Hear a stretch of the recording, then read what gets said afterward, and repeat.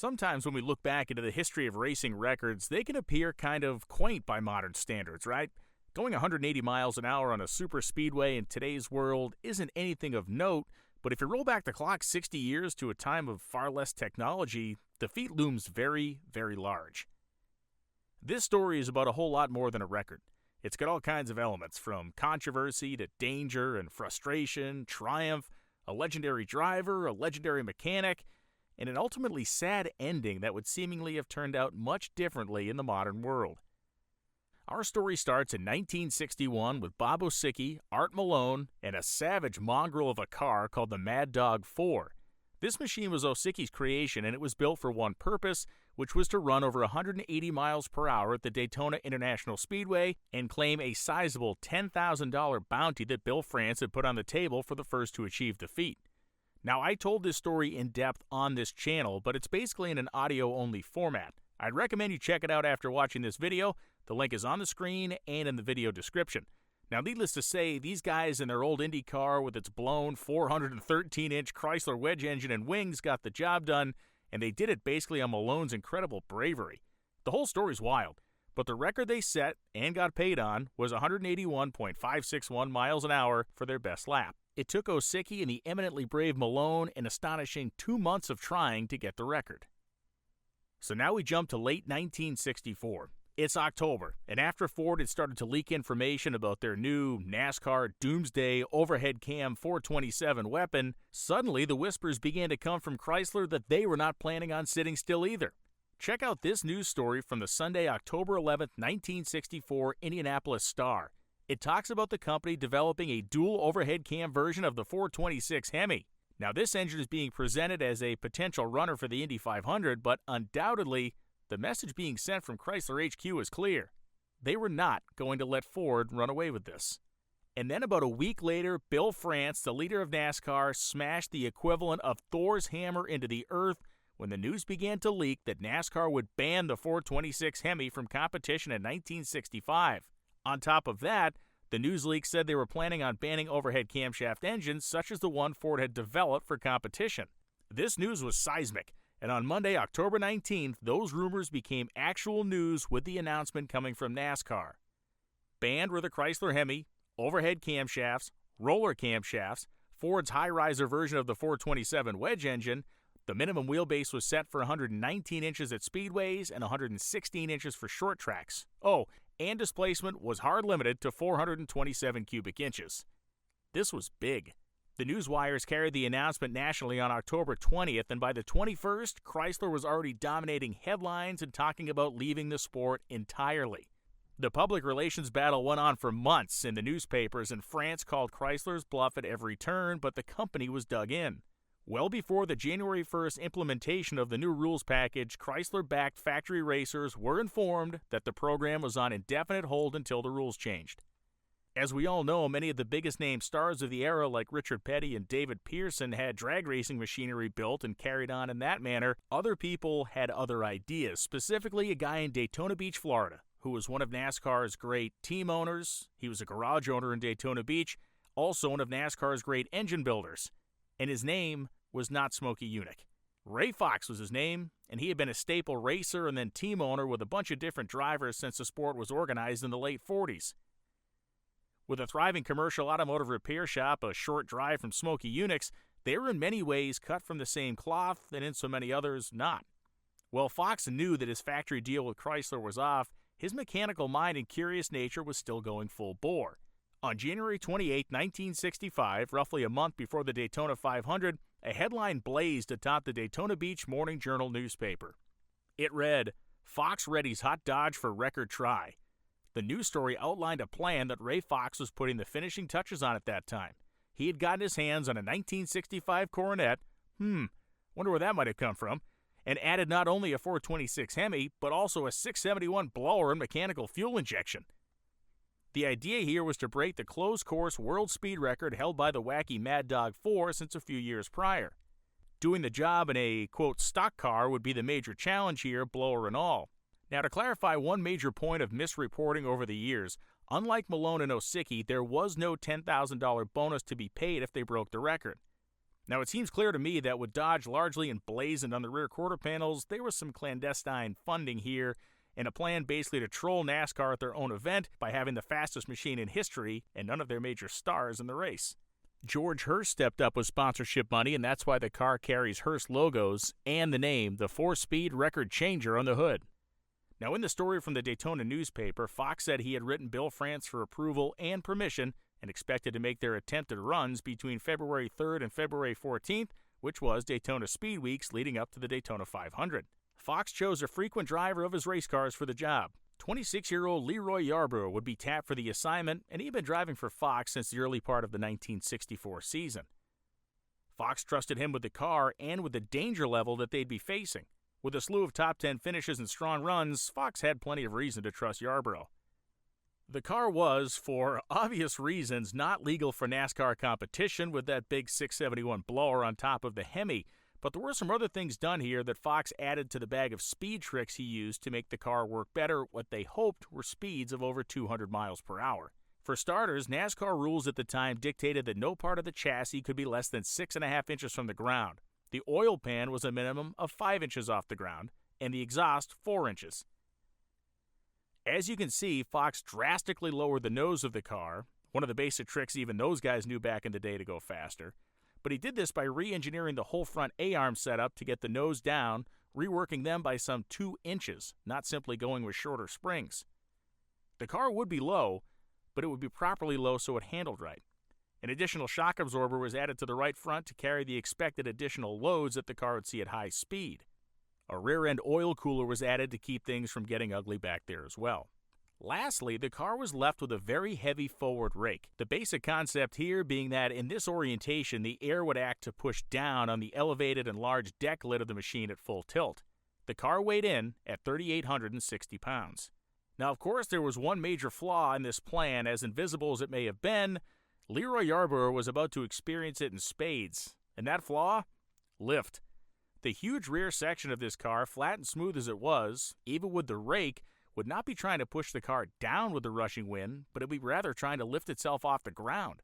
A simple wicker bill would have made all the world of difference, but that technology, the so-called gurney flap, was yet to come into NASCAR, nor would it for years. Before we go on, we should talk about the engine. It wasn't overly remarkable by any stretch, but it's interesting that, in this attempt, just like the last one, had a tie into the world of drag racing. Of course, Ray Fox knew how to build rompin' stompin' NASCAR speedway engines, but blown gas burners? That wasn't his forte, but he knew a guy. Fellow Floridian Ollie Olson was one of the best blown gas drag racers in the nation, and he was the guy that Ray Fox called on the assist of setting up this beastly thing for speedway competition. Olson lent his experience setting up the 671 YN Roots Huffer, recommending they run the blower with no overdrive where it would produce about 9 psi of boost, and if needed, there was a smaller, let's call it a party pulley, that could speed the works up to 18% overdrive in the event that more power was needed and needed quickly. Gasoline is an unforgiving fuel with superchargers even at higher octane. Keeping this thing from detonating itself to death and spreading its guts out over the speedway was very, very important. Internally, it's believed that the engine was virtually stock, with perhaps a slight reduction in compression ratio due to the blower, and again, to quell fears of detonation with too much squeeze. On February 8, 1965, Darrell Derringer qualified on the pole of the Daytona 500 with a speed of 171.151 miles per hour, driving a 1964 Mercury. On February 9th or 10th, Ray Fox and LeeRoy Yarbrough were given time on the racetrack to pursue the goal of a new closed-course world speed record. Taking a lap to get up to speed, Yarbrough leaned into the pedal, and lap 2 was clocked at 179.8 miles per hour. He then stuffed the pedal to the floor, and things got a little weird. Coming out of turns 2 and 3, smoke rolled off the back of the car. Track officials freaked, the yellow caution lights were thrown, and LeeRoy Yarbrough coasted across the finish line and then into the pits. The reason given for the caution was that the guys on the track thought the tires are coming apart. Turns out they were fine and actually well below critical temperature as measured by the Firestone engineers following the run. So what was it? It was smoke all right, but the car was actually roasting the tires coming out of the corners. This was the most powerful stock car in history, and it was very, very light in the rear at speed because of the aforementioned lift issue. Also, the conspiracy theorist in me bubbles up right about now. Bill France put an immediate halt to the attempt and told them they could return in 2 weeks before the Continental 250 race and try again. Now, Yarbrough was blowing the pole speed of the 500 out of the water. The nation's media was there for the race, and this was, I believe, a headline that Bill France wanted no part of before the event, especially from a Dodge. So they went home, as did all the media and the potential hype that Dodge could have used to troll France with for 2 weeks. Wednesday, February 24th, at a virtually empty Daytona International Speedway was to be the day, and then it poured rain. Thursday, the 25th, was going to be the day, and then the wind was gusting upwards of 50 miles an hour. But Friday dawned, and with it came more wind, but this time with the sun. And as the temperatures came up, the winds died down to a somewhat acceptable level. At 11 a.m., LeeRoy Yarbrough was ready, and so was the car. As he climbed into the car, he saw something weird on the dashboard. One of the Firestone engineers had placed a bathtub plug on it. LeeRoy held the plug up quizzically, and apparently at least one engineer, while laughing, said, quote, "That's your reminder not to pull the plug." They didn't want a repeat of the first time. It took less than 2 minutes from the time he let the clutch out and entered the track to get the job done. The wind's whipping, the car was sideways multiple times on each of his successively faster runs, continuing to smoke the tires on corner exit as he went flat to the floor on the gas. After his sixth lap, he had averaged 181.818 miles per hour and promptly, unexpectedly, ripped his foot off the throttle and coasted to the pits. As soon as he came to a stop, he said there's something wrong. Firestone engineers were incredulous when they found a .20 bolt completely lodged into the front tire, likely picked up on turn 4 or the straight on his fastest lap. With no radio communications, Yarbrough had no idea how fast he had gone on that lap or even if it was fast enough. He just knew that there was something wrong. Had he continued, disaster would have likely followed. A few hundred people saw the runs. The media splash was okay, but certainly not what they would have wanted or what they would have gotten if this had happened during speed weeks, but the feat was picked up by hundreds of newspapers and multiple magazines. Shockingly, not the major magazines you'd expect like Hot Rod or Popular Hot Rodding, that I could find anyway, but in a host of others. Apparently, having had his fill of sideways 200-plus mile-an-hour action, supposedly over 220 on the straights, Yarbrough decided enough was enough, and the record, yes, it was just bumped by a couple of tenths of a mile an hour, was theirs, and he didn't feel like going out and risking his hide again. 181.818 miles an hour would put them in the books, and that's where they'd stay. By the late summer of 1965, NASCAR had lifted the ban on the Chrysler Hemi. The first race back for Richard Petty and the factory teams was Bristol that season. Despite what you might have heard or perhaps have been led to believe, Petty had been drag racing constantly the whole year and actually finished the season drag racing even when he went back to NASCAR stock car racing, and you're going to hear more about his season of drag racing down the road on this channel. LeeRoy Yarbrough would race through the 1966 and 67 seasons with a couple of different owners and a multitude of different cars. Having some success and winning in sporadic fashion, in late 67 he drove a lot of races for Bud Moore. That caught the eye of Junior Johnson, and this would become the most successful partnership of LeeRoy Yarbrough's career. He had his best season in 1969, winning 7 races and more money than anyone else on the tour, including the champions. He won nearly $190,000 because he won the major races, including Daytona, Darlington, and Charlotte in the same year, a triple crown that no one had ever pulled off to this point in history. Now, this is where the story takes a sad turn. Well, at a tire test in Texas in 1970, Yarbrough had a horrible crash, so bad that he was knocked unconscious. Unfortunately, this had happened to him many times previously in his career, dating back to the early 60s. It took Yarbrough some time to recover from what was certainly a very bad concussion.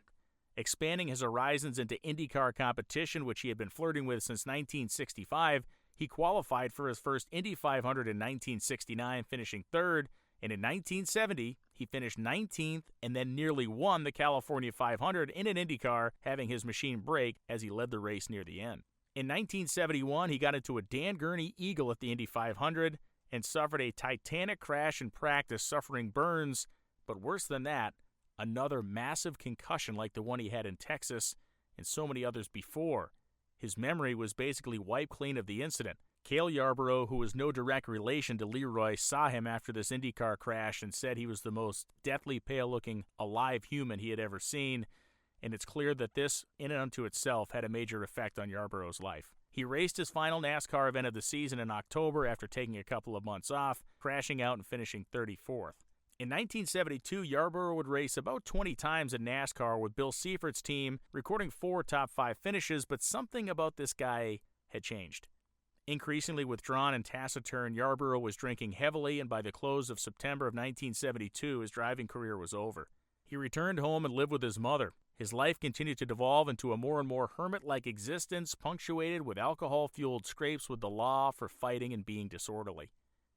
His behavior more and more erratic, things culminated in 1980 when, for seemingly no reason and with no provocation, he attempted to strangle his mother to death. The attack was stopped by a family member who walked in as it was happening and struck Yarbrough repeatedly in the head with a glass jar. Yikes. He attacked police when they arrived and could give no logical explanation as to why he was trying to kill his mother. Judged unfit to be tried for the crime, he was committed to a mental hospital in Florida. In 1981, Junior Johnson and others petitioned the court to release their friend into their custody so they could place him into a private mental health care facility in North Carolina. A fund was made to cover the cost of this treatment and filled by racers. In December of 1984, while in the hospital, Yarbrough suffered a massive seizure during which he fell and struck his head. It was the last blow his cranium could withstand, and he died the next day. A sadly ironic end to a life that had taken such a horrible turn about a decade before. Well, it's something that no one understood or frankly even considered back then. It's clear today that LeeRoy Yarbrough was suffering from what we now call CTE. It was likely brought on by the numerous and debilitating concussions he suffered while racing and the crashes he suffered from the 1960s through the 1971 season. His friends and race car drivers of the era refused to really believe that that could have had any role, and they blamed it all on the drinking. And it's impossible to blame them, but in hindsight, from the perspective of today, it sure seems like the cause. There are now so many more case studies to look at and see the similarities from, and the effect concussions, especially repeated ones, have on the brain is much better understood. Ray Fox lived to be 98 years old. He retired from business in 1972, selling his company. Still enthralled with racing and engines, he was hired in 1990 by NASCAR to be an engine inspector, a job he kept until the 1996 year when he retired again. Both of his sons have held positions of great esteem in NASCAR racing, one with Robert Yates Racing, and the other, Raymond Fox III, serves as the car chief for Ryan Blaney, the 2023 NASCAR champion. Now that is an incredible family legacy in the world of NASCAR stock car racing. That's the story. A Hemi, a blower, a hard-driving racer who refused to lift, and a crew chief who drew up and executed the plan for the world's fastest stock car in 1965. Their lives went very different directions in the ensuing decades, but for that one moment, they were the closed-course kings of speed. Their mark of over 181 miles an hour would stand at Daytona until Cale Yarbrough decimated it in 1969 with a pole velocity of 189.222 miles per hour. The blower's still cooler though, right? Right. I'm Brian Loans. Thanks for watching. Like and subscribe for more racing, mechanical, blown, naturally aspirated, and historical content.